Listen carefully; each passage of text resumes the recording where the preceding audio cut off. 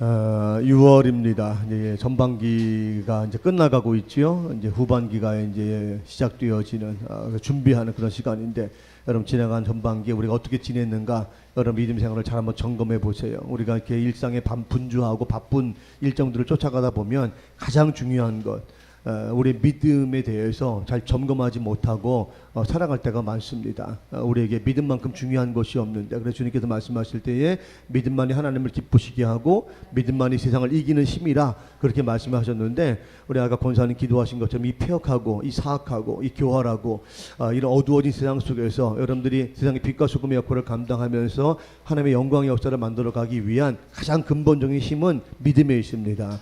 살아계신 하나님에 대한 믿음, 우리의 구원자가 되시는 예수님에 대한 믿음, 우리의 삶을 지키시고 보호하시고 인도하시는 성령님에 대한 믿음, 그 믿음을 우리가 가지고 있어야 되는데 그 믿음을 우리가 놓쳐버린단 말이에요. 그래서 우리 믿음이 자꾸 퇴색하고 변질되어져서, 그래서 우리의 믿음이 세상 가운데 어떤 그 그림자조차도 드러내 보이지 못하는, 실체는 뭐 고사하고 그림자조차도 드러내 보이지 못하는 안타까운 모습을 보일 때가 너무나 많은데, 이런 때 여러분 더욱더 정신 번쩍 차리시고 말씀 가운데 바로 세워주셔서 여러분의 그 믿음 가지고 세상을 이기시고 세상 가운데 하나님의 영광을 드러내 보일 수 있는 여러분 되시기를 바랍니다. 우리 계속 믿음 시리즈 하고 있지요. 연속해서 말씀드리고 있는데, 우리 성도들이 견지해 가야 할 이 마지막 시대의 믿음이 어떤 것인가, 우리 계속 시리즈로 말씀을 지금 나누고 있습니다. 오늘은 아이들에게 이미 소개를 했지만 한번 따라해 보겠습니다. 행함의 믿음. 네, 행함의 믿음에 대해서 말씀을 드리려고 그래요.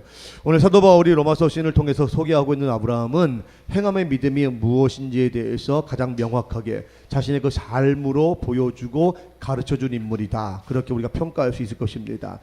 성경은 우리에게 아주 일관되게 믿음의 실체는 행함에 있다, 그렇게 강조하고 있어요. 그러니까 믿음은 어떤 관념이나 어떤 상상의 산물, 어떤 지식이나 정보, 이것이 될 수 없다, 그렇게 말씀하고 있는 것이죠. 믿음은 구체적으로 보여지고 들려지고 목격할 수 있는 그런 증거들로 이루어진다는 것입니다. 그래서 히브리서 11장 1절에서 이렇게 말하죠. 시작. 믿음은 바라는 것들의 실상이요 보이지 않는 것들의 증거니. 그러니까 믿음이라고 하는 것은 우리가 바랬던 것들이 실제적으로 우리 눈에 보여지고 손에 잡을 수 있고 귀로 들려지고 피부로 느낄 수 있는 이런 실제적인 실상들로 나타나는 것, 증거되는 것, 바로 그것이 믿음이다, 그렇게 말씀하고 있는 거예요. 관념화되어진 것은 눈에 보이지 않습니다. 그죠? 손에 거머쥘 수가 없어요. 그러나 믿음이라고 하는 것은 비록 관념적 용어이긴 하지만 그것이 우리의 삶을 통해서 구체적으로 이 믿음이 어떠한 것인가에 대한 증거들로, 실체들로 반드시 드러나게 되어 있다, 그렇게 말씀하고 있는 거죠. 한 발 더 나아가서 야고보 사도는 행함의 믿음에 대해서 아주 지나칠 정도로 강조하고 있거든요. 야고보서 말씀을 좀 더 많이 읽을 텐데 계속 연속으로 읽습니다. 시작. 이와 같이 행함이 없는 믿음은 그 자체가 죽은 것이라. 어떤 사람은 말하기를 너는 믿음이 있다고 나는 행함이 있으니 행함이 없는 내 믿음을 내게 보이라. 나는 행함으로 내 믿음을 내게 보이리라 하리라. 아, 허탄한 사람아, 행함이 없는 믿음이 헛것인 줄을 알고자 하느냐. 내가 보거니와 믿음이 그의 행함과 함께 일하고 행함으로 믿음이 온전하게 되었느니라. 이러보건대 사람이 행함으로 의롭다 하심을 받고 믿음으로만은 아니니라. 영혼 없는 몸이 죽은 것 같이 행함이 없는 믿음은 죽은 것이니라. 아멘. 지금 강조해서 말씀하고 야고보서에서 강조하고 있는 말씀은 행함이 없는 믿음이라고 하는 것은 죽은 것과 마찬가지다, 이렇게 아주 단정지어 아주 극단적으로까지 표현을 하고 있다는 것입니다. 어떤 분들은 이 믿음과 행함을 이분법적으로 해석하나서 설명하는 분들이 있거든요. 믿음은 신앙이고 행함은 생활이다, 그렇게 말씀들을 하십니다. 이거 사실 좀 약간 오해의 소지가 있고, 이거 잘못하게 되어진 우리가 관념적인 신앙인들을 우리를 만들어가는 길이 되기 때문에 여러분 잘 들으시고 구분하셔야 돼요. 믿음은 관념적이고 교리적인 것이 아닙니다. 어떤 고전 헬라어 저자들은 이 믿음, 이것을 헬라어로 피스티스라고 하는데, 이 말에 대해서 이렇게 설명을 하고 있어요. 첫째, 한 크게 6가지로 나와 있는, 첫째는 믿음은 신이 준 약속, 하나님이 나에게 준 약속을 개인적으로 신뢰한다는 의미가 첫 번째 있고요. 두 번째는 그 신의 뜻에 내가 두말 없이, 의심 없이, 군말 없이 순종한다는 뜻이 있고요. 세 번째는 그 믿음이라고 하는 것은 어떤 지식적인 확신이 아니라 열정적인 경건, 그 믿음이 나의 삶 가운데 임했을 때 그 믿음을 어떻게 드러내 보일 것인가에 대해서 내가 힘있게 살아가는 그 모습, 구체적인 모습, 그것이고, 네 번째, 믿음은 신과의 개인적인 관계를 유지하는, 그리고 믿음이란 용어는 신의 가르침과 교훈을 따라서 살아가는 것, 그리고 믿음은 이런 행동들을 결정하도록 돕는 힘, 그것을 믿음이다, 피스티스다, 이렇게 고전의 학자들이 이 헬라 원어에 대해서 설명을 하고 있다는 거예요. 쉽게 얘기하면 믿음이라고 하는 것은 신과의 만남을 통해서 체득되어진 지식을, 신에 대한 지식, 신에 대한 정보, 신에 대한 그 받은 은혜가 있죠. 이것들을 자신의 삶 가운데 구체적으로 사람들 앞에 드러내는 행위, 이게 바로 믿음이다, 피스티스다, 이렇게 말하고 있는 거예요. 그러니까 믿음과 행함을 분리해서 말하는 것 자체가 이미 잘못된 것이다, 그렇게 말하는 거예요. 빛과 그림자처럼, 여러분 빛이 있으면 반드시 뭐가 만들어지죠? 그림자가 만들어지잖아요. 그런 것처럼 빛이 존재하는 곳에는 그림자가 만들어지는 것처럼 믿음이 있는 곳에는 반드시 뭐가 있어요? 행함이 뒤따라갈 수밖에 없다. 그 행함을 통해서 그의 믿음의 실체를 증명할 수밖에 없다, 이렇게 설명하고 있다는 것입니다. 믿음이라는 피스티스의 어원적 의미에서 우리가 믿음은 분명히 어떤 관념이나 교리가 아니라 믿는 대로 살아가는 것, 그 내가 믿는 믿음의 대상인 하나님이 나에게 명령하시고 요구하시고 원하시는 대로의 삶을 살아가는 그 삶의 전체, 그것을 믿음이다, 그렇게 정의할 수 있다는 것이죠. 비유를 통해서 좀 더 쉽게 말씀드린다면, 여러분 우리가 지금 대기 중에 뭐가 있죠? 지금 대기 중에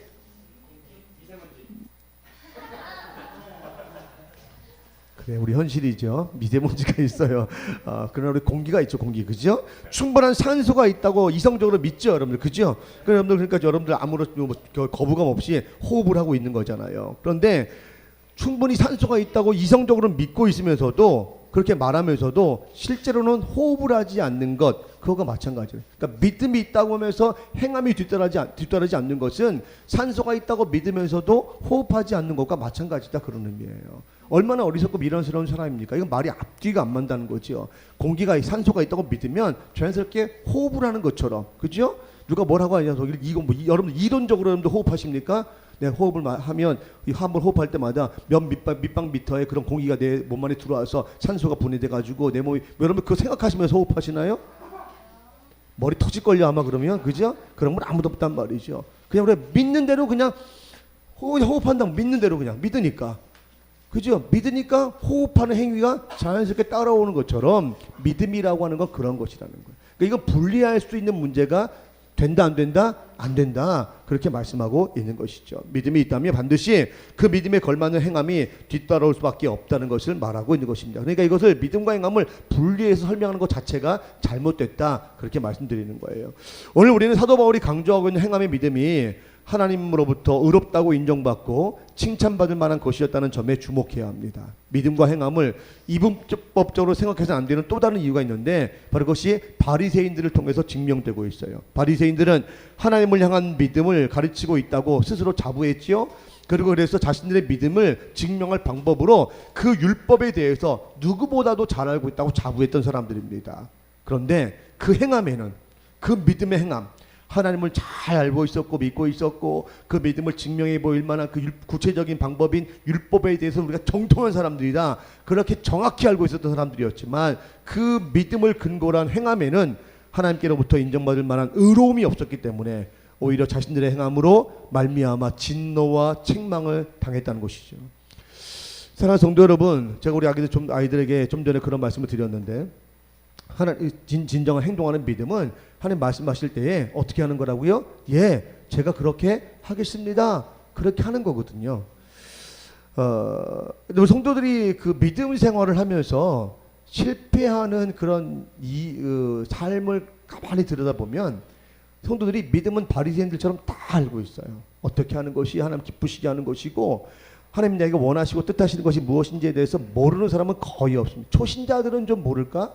웬만큼 신앙생활을 하신 분들은 들은 풍월이 있어서라도 어떻게 신앙생활하는 것이 맞다는 걸 잘 알고 있습니다. 그런데 그 행함에, 알고 행함에 의로움이 없어요. 그래서 행했음에도 불구하고 하나님 앞에 그 믿음이 의롭다 인정받지 못하고 책망받는 바리새인과 별 다를 바가 없는 종교주의자, 관념주의자, 형식주의자 이런 사람들로 평생을 신앙생활하는 사람들도 있다는 거죠. 그 사람들 교회를 왔다 갔다 한 사람일 수는 있을지 모르지만 그 사람들이 아브라함을 인정하셨던 것처럼 하나님으로부터 그 믿음이 의롭다 이렇게 인정받기에는 턱없이 부족한 삶을 산 사람이라고 말할 수밖에 없는 것입니다. 저는 성도들이 교회를 들락날락거리는 분들 되지 않기를 바랍니다. 믿음이 있다고 말하고 그 믿음에 대해서는 스스로 자부하고 있으면서도 여러분의 그 자부하는 믿음의 증거들인 행함이 주님으로부터 의롭다 인정받지 못한 것이라면 여러분 신앙생활은 헛되이 하는 겁니다. 주님 말씀하셨으면 예 제가 그렇게 하겠습니다. 그리고 하는 거예요. 주님이 서로 사랑해라 그랬으면 뭐 하는 거죠? 서로 사랑하면 됩니다. 여기에 무슨 단서가 붙습니까? 여기에 무슨 이유가 있어야 돼요? 그럴 필요 없거든요. 주께서 말씀하셨으니까 예 제가 알지 못한 더 깊으신 뜻이 주의 말씀 가운데 있는 줄로 제가 믿습니다. 제가 서로 사랑하겠습니다. 그리고 사랑하는 거예요. 난 끝까지 이런 복음의 증인되라. 제가 너무 바빠서요. 형편이 안 돼서요. 아니요. 주께서 말씀하셨으니까. 우리의 형편과 처지를 이미 다 아시는 주님께서 우리의 형편과 처지를 모르셔서 전도하라고 말씀하신 게 아니니까 예 제가 그렇게 하겠습니다. 주일 성수해라. 안식일을 거룩히 지켜라. 주님 형편 아시잖아요. 주일날도 가서 일하지 않으면 안 됩니다. 우리 믿지 않는 남편이 우리 믿지 않는 아내가 자꾸 유혹합니다. 주님 아시잖아요. 잘 타협해서 다음 주엔 데리고 나오겠습니다. 이번 좀 봐주세요. 우리 형편과 처지를 모르셔서 그런 게 아니에요. 근데 우리가 변명하지 않고 합리화하지 않고 뭐 하는 거예요? 예, 제가 그렇게 하겠습니다. 그렇게 하면 되는데 그렇게 하지 못한다는 거예요. 아브라함이 믿음의 조상되었던 결정적인 원인은 다른 것이 아닙니다. 오히려 우리보다 더 안 좋은 어떻게 보면 열악한 믿음의 출발을 한 사람이거든요. 얼마든지 합리화하고 자기 입장에 대해서 변명할 수 있는 그런 모든 조건을 다 갖추었던 사람임에도 불구하고 아브라함이 정말 잘했던 것은 하나님께서 말씀하실 때 예, 제가 그렇게 하겠습니다. 그리고 그냥 명령하신 그대로 행한 거예요. 행동으로 옮긴 겁니다.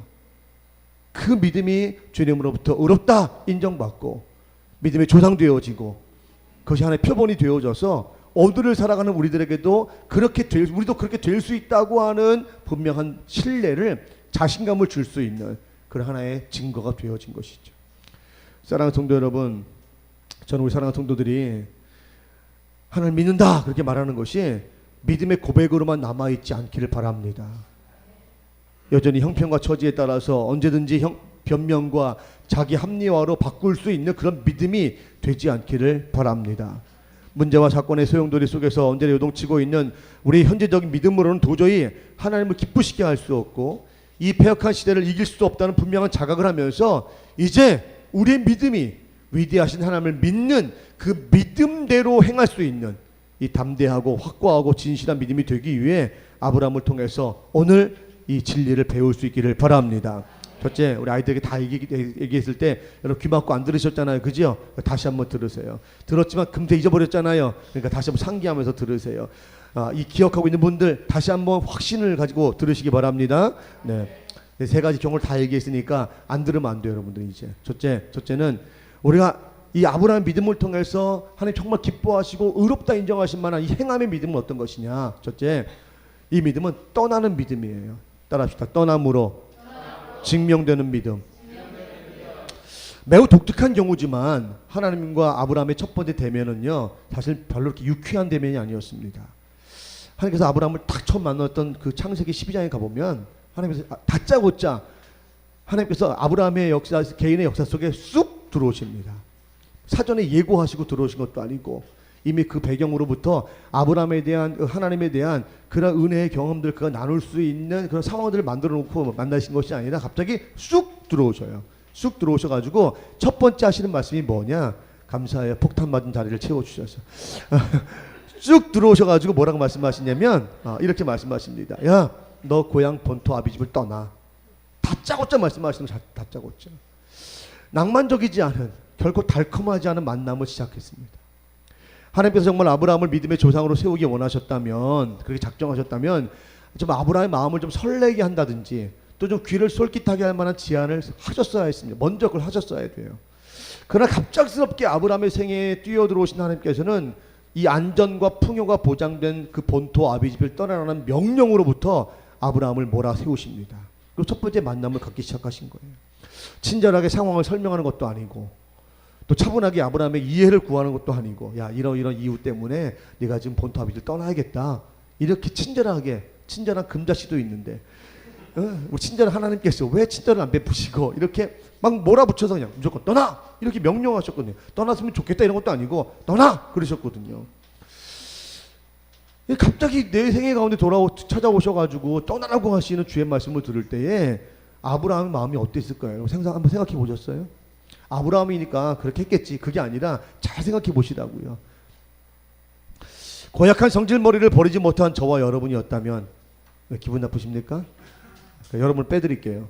고약한 성질머리를 버리지 못한 저 같은 사람이라면 그러니까 좋아들 하시네. 자, 하나님의 제안을 즉각적으로 거부했을 겁니다.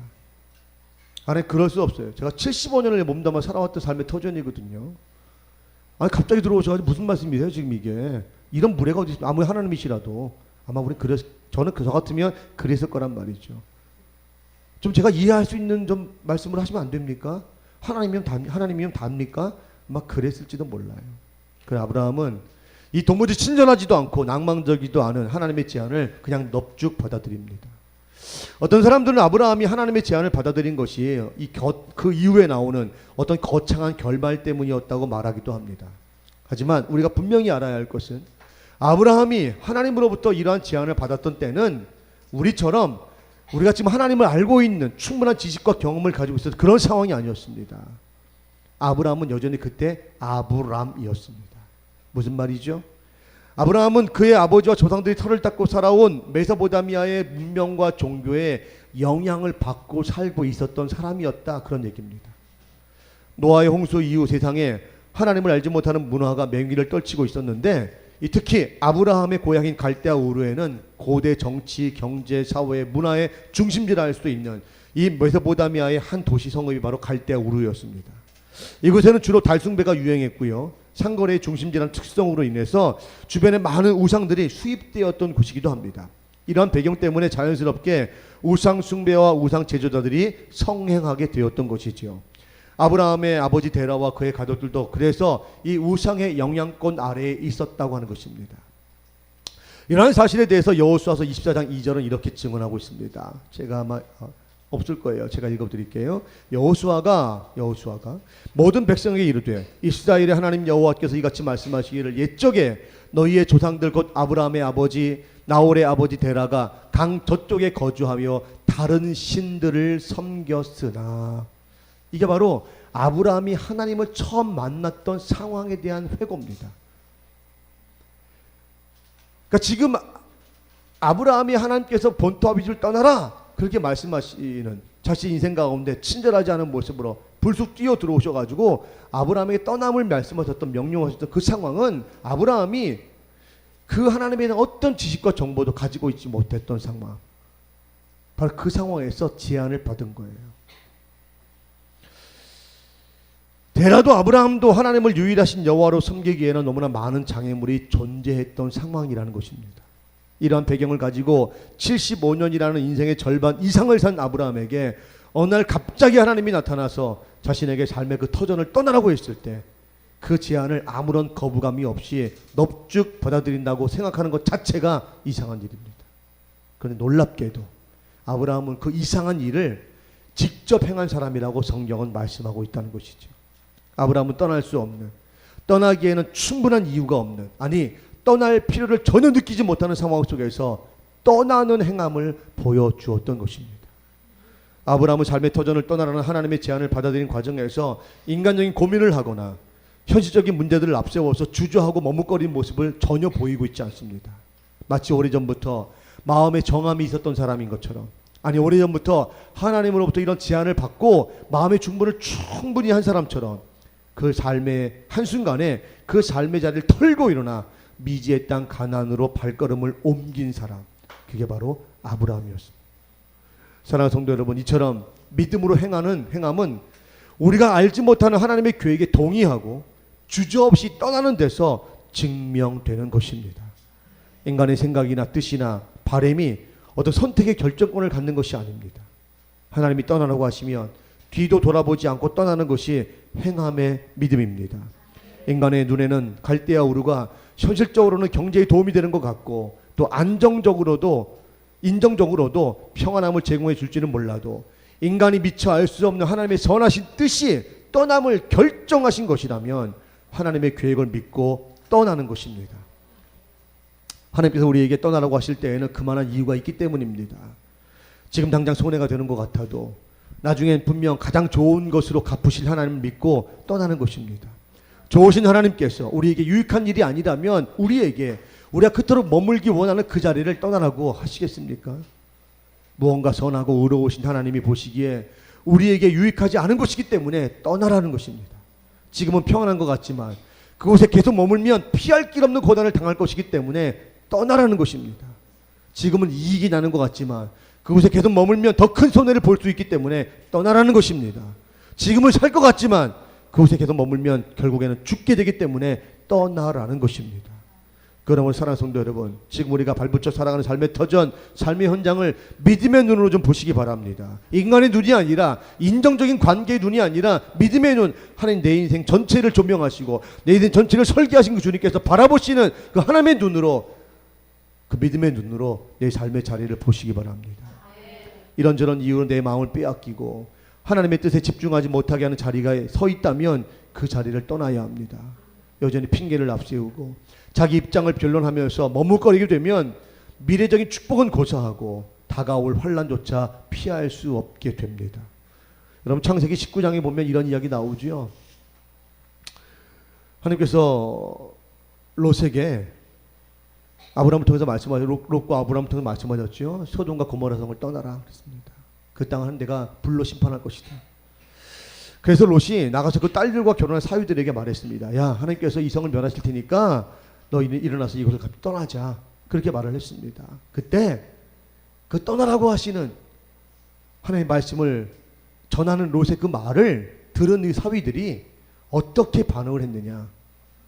맨 마지막 그의 사위들부터 읽어요. 시작. 그의 사위들은 농담으로 여겼더라. 아멘.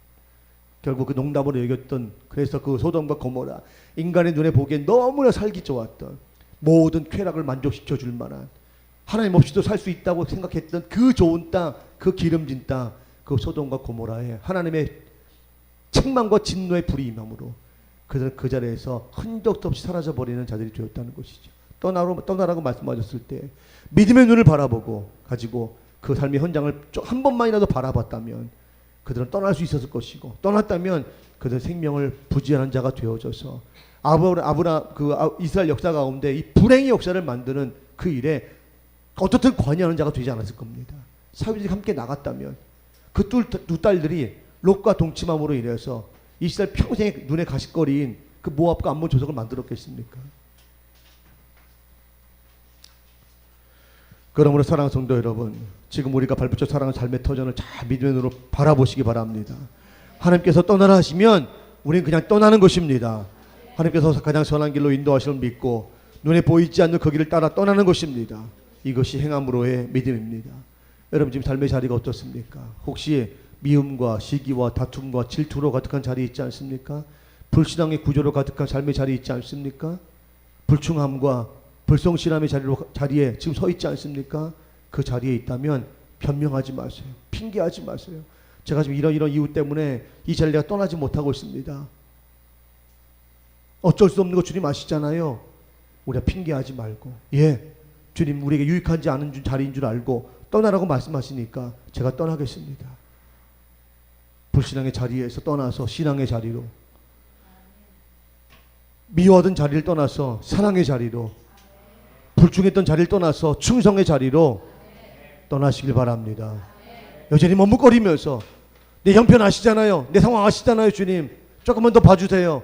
조금만 기다려주세요. 라고 항변하지 말고 떠나고 말씀하실 때, 네, 제가 그렇게 하겠습니다.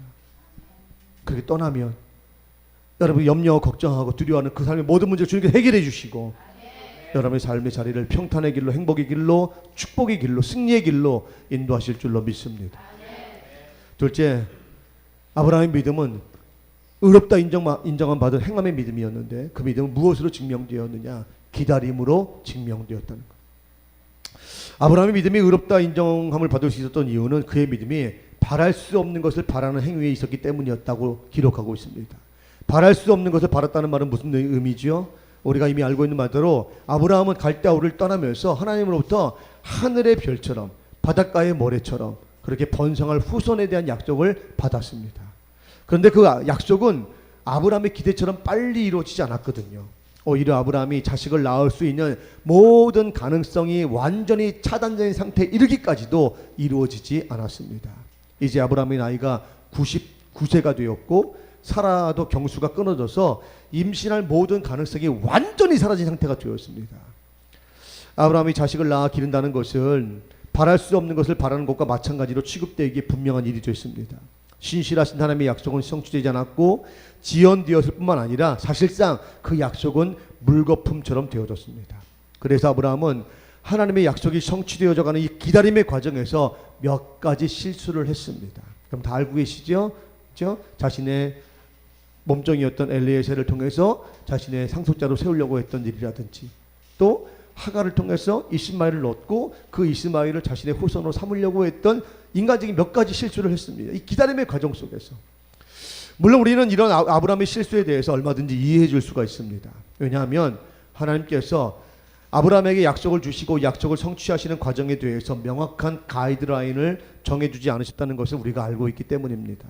사랑하는 성도 여러분, 기다림 자체가 물론 힘든 일이긴 하지만 어떤 기간과 영역이 정해진 것이라면 그런 기다림은 넉넉히 감내할 수가 있습니다. 여기 남자분들 다 군대 갔다 오셨죠? 못 갔다 오신 분들 죄송합니다. 근데 그 군대 갔다 오셨는데 그런 말이 있어요. 저희가 이등병을 탁 타고 자대 배치 받으면 고참이 제일 처음 하는 말이 있습니다.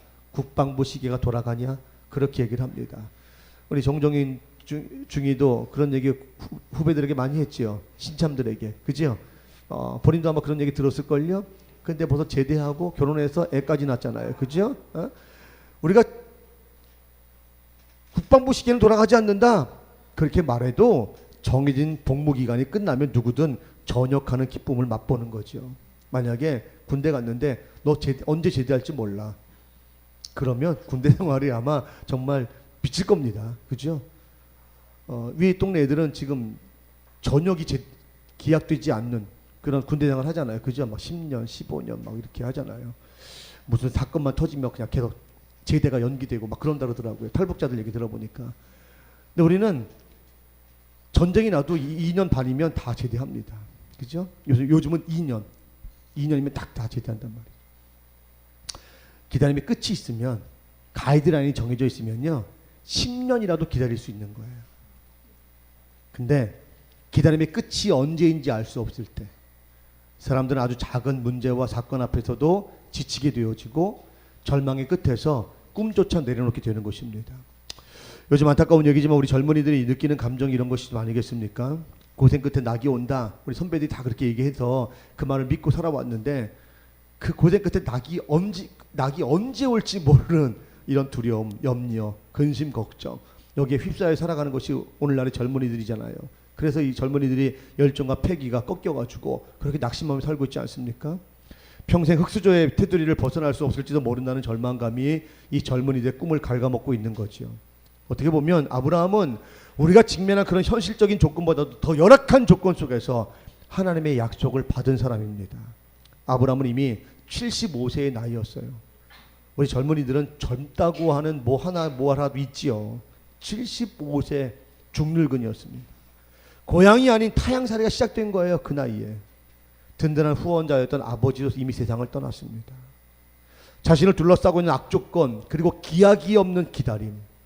그래서 우리는 그 악조건에 둘러싸여 약속 하나 믿고 무작정 기다려야 했던 아브라함이 그 기다림의 과정에서 몇 가지 실수를 했다고 해서 그냥 아브라함은 믿음 없는 사람이다 그렇게 몰아세울 수 없다는 것을 우리가 잘 알고 있습니다. 오히려 우리가 아브라함을 인간적으로 이해하고 영적으로 믿음의 조상으로 인정할 수밖에 없는 이유가 바로 이 기약 없는 기다림을 통해서 그의 믿음을 증명해 보였기 때문인 거죠. 비록 실수를 하고 그로 인해 연민의 정을 불러일으키는 기회를 제공하긴 했지만 아브라함은 하나님의 약속이 실현되기까지 끝까지 기다림으로 인해서 그의 믿음이 행동하는 믿음임을 증명했던 사람이었습니다. 오늘 본문 18절, 19절, 20절, 21절의 말씀은 우리에게 큰 도전을 주는 말씀이에요.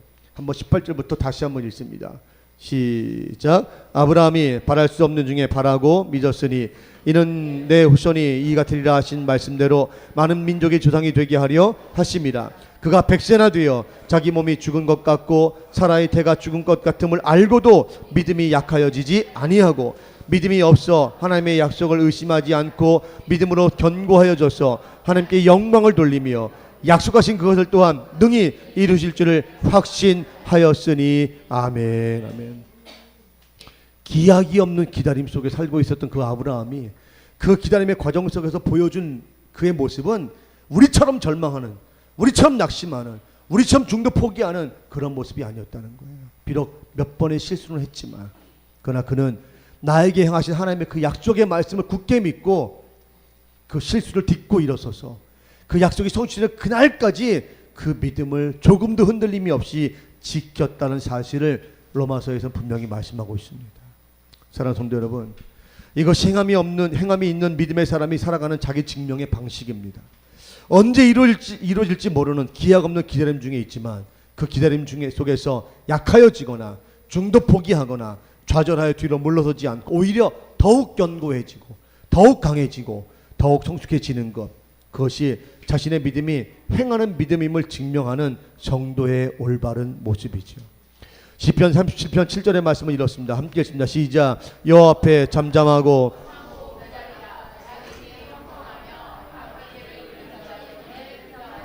잠언 8장 34절 누구든지 내게 들으며 내 문 곁에서 기다리며 문설주 옆에서 기다린 자는 복이 있나니. 누가복음 12장 36절 너희는 마치 그 주인이 혼인집에서 돌아와 문을 두드리며 곧 열어주려고 기다리는 사람과 같이 되라. 아멘. 주님께서 곧 오십니다. 여러분 삶 가운데 찾아오십니다. 여러분 지금 뒤틀리고 깨어지고 나누어지고 찢겨진 그 삶의 자리에 오실 겁니다. 그리고 여러분이 약속하신 것처럼 그 놀라운 승리와 형통과 축복을 여러분들에게 안겨주실 겁니다.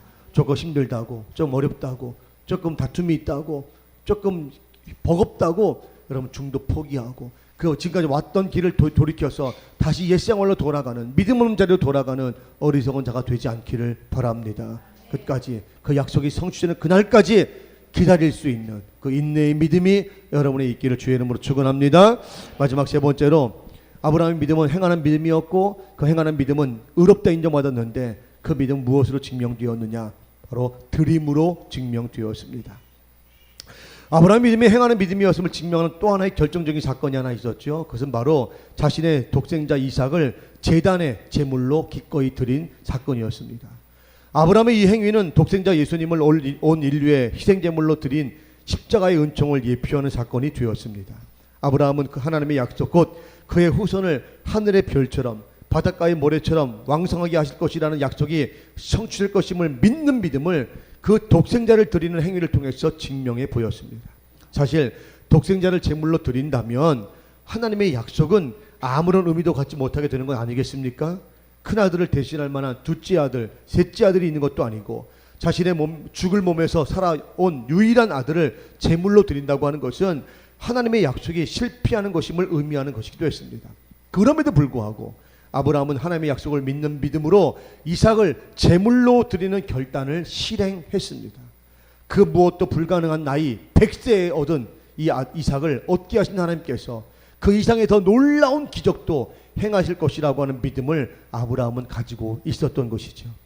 아브라함이 이삭을 제물로 드린 것은 다음을 기약할 수 없는 전적인 드림, 전적인 헌신, 전적인 희생이었습니다. 오직 하나밖에 없는 것을 드린 아브라함에게는 이제 아무것도 남은 것이 없는 거지요. 그런 아브라함에게는 하나님을 향한 굳은 믿음만큼은 남아 있었습니다. 이삭을 제물로 드리기 위해 칼을 높이 지켜든 아브라함의 손을 그래서 하나님은 황급히 멈춰 세우신 것이죠. 창세기 22장 12절에 보면 이렇게 말씀합니다. 사자가 이르시되 그 아이에게 내 손을 대지 말라. 그에게 아무 일도 하지 말라. 내가 내 아들을 내 독자까지도 내게 아끼지 아니하였으니 내가 이제야 내가 하나님을 경외하는 줄을 아노라. 아멘. 저는 우리의 믿음이 좀 이런 믿음이 됐으면 좋겠습니다. 그렇게 소원합니다.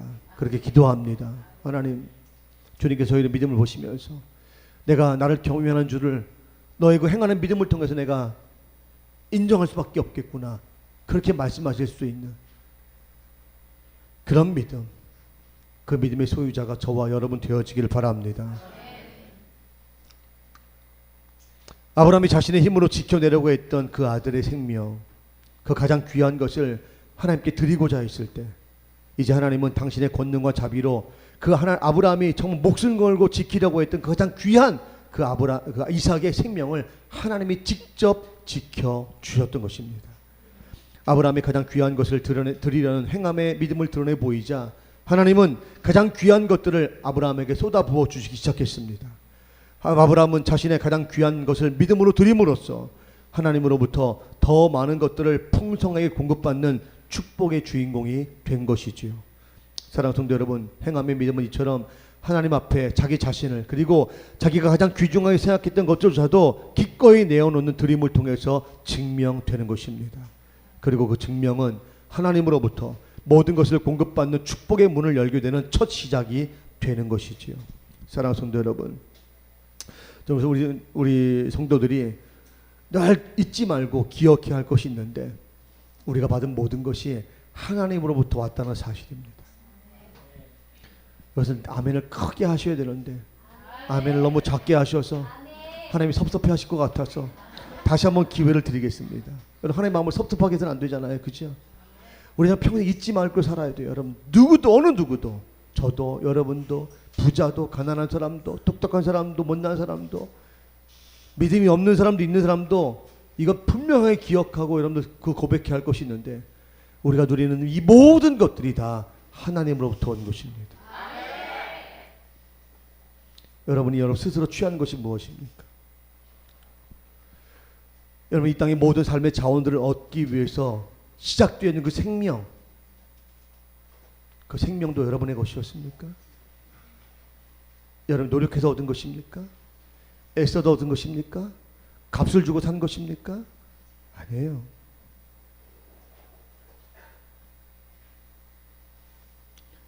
우리 모든 것은 다 주님으로부터 온 것입니다. 어느 순간 소유권자가 바뀌었어요. 우리의 믿음으로는 그렇게 고백합니다. 모든 것이 다 주님으로부터 왔습니다. 말로는 다 그렇게 고백하는데 이성적으로 다 이렇게 알고 있는데 우리의 실제의 삶의 현장 속에 들어가 봐서 갔을 때 하나님께서 야, 너 그렇게 귀하게 생각하는 것 나한테 내놔, 나한테 올려 드려, 그렇게 말씀하실 때 우린 정말 주님께서 주님을 설득할 만한 그런 완전한 논리를 가지고 주님은 이래서 이건 드릴 수가 없습니다. 끊임없는 자기 합리화와 변명으로 하나님을 설득하려고 애쓰고 있는 것이 우리의 믿음의 실체가 아닙니까? 아브라함이 얼마나 할 말이 많았겠어요. 하나님, 아무리 하나님이셔도 그럴 수는 없습니다. 하나님이 아들을 주시겠다고 말씀하셨고 이 아들을 통해서 하늘의 별처럼 바닷가의 모래처럼 너의 후손을 창대케 하라고 하신 약속도 제가 한 것도 아니고 주님이 하신 말씀이고, 그래서 얻을 수 없는 상황 속에서 기적적으로 그 아들을 주셨고 이제 그 아들이 잘 자라서 부모의 기쁨 되어지고 그 소망의 약속의 말씀이 이루어지는구나, 이렇게 제가 확신 갖고 있는 살고 있는 이때에 주님 이걸 거둬가신다고 말씀하신다니요. 하나님 그렇게 고약하신 분이었습니까? 하나님 그렇게 무자비하신 분이셨습니까? 하나님께 그렇게 호소를 해도 하나님이 할 말이 없는 충분한 그런 상황이었습니까? 근데 아브라함이 그러지 않았다는 거예요. 성경 창세기를 몇 번을 읽어봐도 아브라함은 이해할 수 없는 하나님의 조치에 대해서 단 한마디도 변명하지 않고 단 한마디도 항의하지 않았습니다. 예, 제가 그렇게 하겠습니다.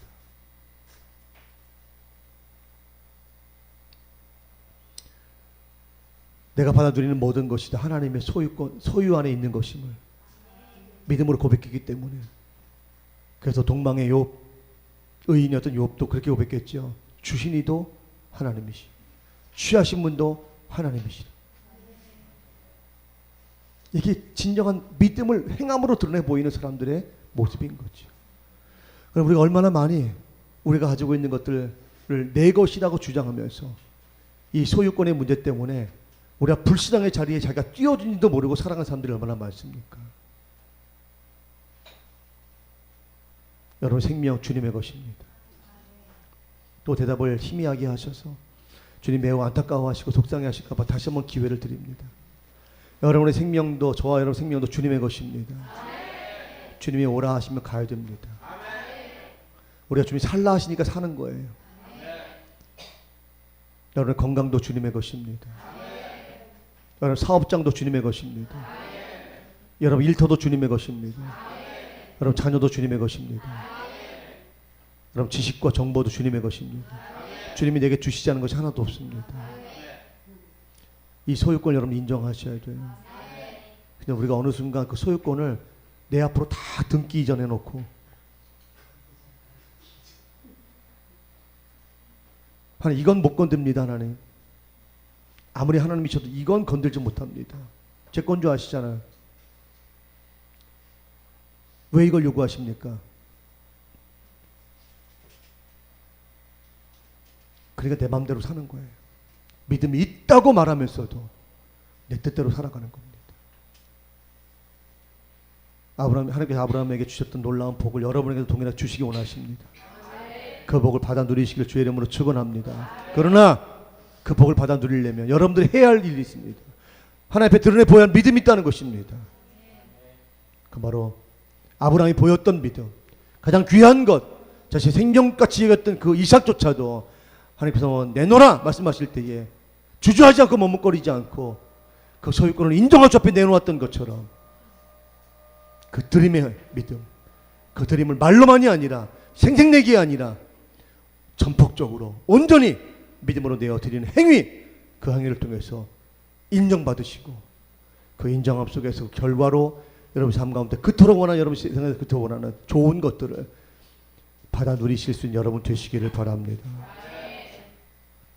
제가 목회를 하면서 우리 성도들의 삶을 이렇게 지켜보면서 정말 안타깝고 정말 밤잠을 자지 못할 정도로 괴로운 문제가 있다면 우리 성도들이 왜 나한테 맛있는 밥을 안 사주지? 이게 아니라 왜 우리 성도들이 믿음대로 살지 않지? 라고 하는 문제입니다. 믿음이 있다면, 믿음이 있다고 말을 했다면 그 믿음을 행위로 증명하시기 바랍니다. 오늘 주님의 거룩한 날입니다. 주님께 구별해 드려야 할 날입니다. 이날 우리가 타협할 수 있는 날이 아니에요. 변명할 수 있는 날이 아닙니다. 믿음이 있다면 오늘 신령과 진정으로 예배할 수 있어야 합니다. 아침에 눈 뜰 때부터 오늘 하루의 일과가 마무리될 때까지. 여러분 주일을 승리하지 못하면 한 주간의 삶도 승리하지 못합니다. 무슨 이유가 이렇게 많고 무슨 변명이 이렇게 많아요. 이런 주님을 섬기는 그 주님의 날을 앞에 나오지 못하도록 유혹하고 미혹하는 것들이 수없이 있는데 그 문제를 당할 때마다 그걸 앞세워서 그래서 그래요, 이래서 그래요, 저래서 그래요. 과연 믿음이 있는 사람입니까? 무슨 믿음이 있는 거예요 도대체?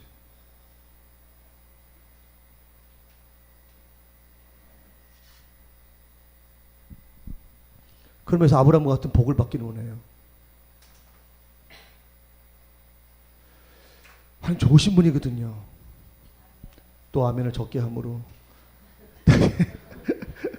하나님 기쁘시게 할 만한 기회를 드리겠습니다. 하나님 참 좋으신 분이거든요. 제가 알고 제가 경험했던 제가 믿고 있는 하나님 참 정말 좋으신 분이십니다. 그 하나님께서 여러분들에게 우리 모두에게 좀 복 주시기 원하시는데 그럼 우리가 믿음을 보여야 된다고. 우리 믿음. 그걸 복받을 만한 믿음을 보여야 된다고 말이지.